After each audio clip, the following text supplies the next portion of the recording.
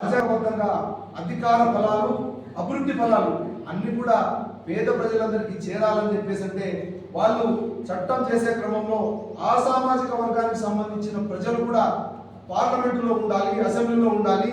వారు ఎందుకంటే రాజకీయంగా ఆర్థికంగా వెనుకబాటు తరంలో ఉన్నారు కాబట్టి వాళ్ళకు స్పెషల్గా రిజర్వేషన్ ఇస్తే తప్పితే వాళ్ళు అక్కడ కూర్చోలేరు అని చెప్పేసి దీన్ని రాహుల్ గాంధీ గారు, రేవంత్ రెడ్డి గారు పదే పదే చెప్తా ఉన్నారు.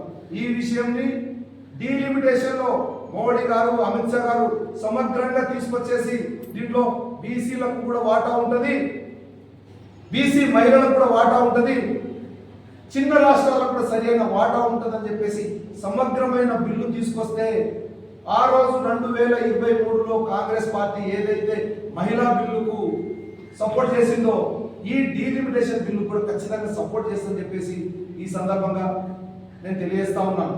ఎందుకంటే ఈ డీలిమిటేషన్ గురించి మనం అక్కడ ఇక్కడ ఏదో వార్తల్లోనే విన్నాం కానీ ఖచ్చితంగా స్పష్టంగా పార్లమెంట్ బయట కానీ లేకుంటే ఆల్ పార్టీ సమావేశం కానీ ఎక్కడ కూడా చర్చ కూడా జరగకుండా ఈ ఎన్నికల ముందు ఈ 3-4 రాష్ట్రాల్లో ఆయాచితంగా లబ్ధి పొంది ఓట్లు వేయించుకొని దీని తర్వాత ఏంటంటే జమిలీ ఎన్నికలు తీసుకురావచ్చు. ఎందుకంటే మోర్ దెన్ 50% స్టేట్స్ తమ అసెంబ్లీలో తీర్మానం చేస్తే జమిలీ ఎన్నికలకు ఉన్న అసెంబ్లీలన్నీ రద్దు చేసేసి జమిలీ ఎన్నికలు తీసుకురావాలంటే ఖచ్చితంగా అస్సాం రాష్ట్రం, పశ్చిమ బెంగాల్ రాష్ట్రం, కేరళ రాష్ట్రం, తమిళనాడు రాష్ట్రం, దీంట్లో అస్సాంలోనే దొంగదారిలో వచ్చిన బీజేపీ ప్రభుత్వం అధికారంలో ఉన్నది, మిగతా 3 రాష్ట్రాల్లో అధికారంలో లేదు.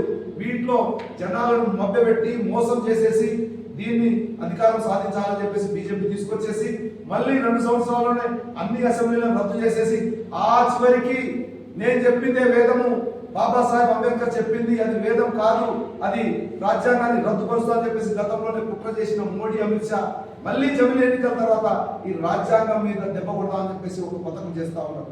అందులో భాగంగానే రాహుల్ గాంధీ గారు ఈ జనాలను చైతన్యం చేయడం కోసం బాబాసాహెబ్ అంబేద్కర్ రాసిన రాజ్యాంగాన్ని చేతులు పట్టుకుని దేశం ఈ కొస నుండి ఆ కొస వరకు పాదయాత్ర చేసిన సంగతి మనం గుర్తించాలి. ముఖ్యంగా ఈ జనగామ జిల్లా నుండి మనం ఈ రాష్ట్రానికి ఒక రిక్వెస్ట్ చేద్దాము, ఒక సూచన చేద్దాము, దేశానికే మనం సూచన చేద్దాము. రాహుల్ గాంధీ గారు ఈ బిల్లు, మహిళా బిల్లును వీగిపోవడం కోసం ఈ పోరాటం చేస్తున్నాడా, బీసీ మహిళకు రాజ్యాధికారం రావడం కోసం మరి ఈ అంశాన్ని ముందుకు తీసుకొస్తున్నాడా అనే విషయాన్ని ఖచ్చితంగా ప్రతి ఒక్క, ముఖ్యంగా ఈ సమాజంలో 55% ఉన్న బీసీ బిడ్డ ఆలోచించాలి. మాటికి కాంగ్రెస్ పార్టీ మీద ప్రతిపక్షాలు ఏవో మైనారిటీలకు మాత్రమే సపోర్ట్ చేస్తున్నాయని చెప్పేసి ఒక బురద జల్లే కార్యక్రమం మాట్లాడుతూ ఉంటుంది. భారతదేశ పౌరుడైన వాడు మైనారిటీ అయినా, బీసీ బిడ్డ అయినా, అగ్రవర్ణ బిడ్డ అయినా, దళిత బిడ్డ అయినా, గిరిజన బిడ్డ అయినా కాంగ్రెస్ పార్టీ ఖచ్చితంగా వాళ్ళను రక్షిస్తుంది. కేవలం ఒక వర్గానికో ఒక మతానికో కొమ్ము కాసే పార్టీ కాంగ్రెస్ పార్టీ కాదు. బహుజనులకు, పేదవాళ్లకు, అనగదొక్కిన పడే వర్గాలకు ఎవరికైతే నోరు లేదో వాళ్ళకు నోరు అవుతుంది, ఎవరికైతే గొంతు లేదో వాళ్ళకు గొంతు అవుతుంది, ఎవరికైతే హక్కుల కోసం పోరాటం చేయలేని వారు వాళ్ళ హక్కుల కోసం కాంగ్రెస్ పార్టీ పోరాటం చేస్తుంది. అందులో భాగంగానే నిన్న పార్లమెంట్లో రాహుల్ గాంధీ గారి ఆలోచన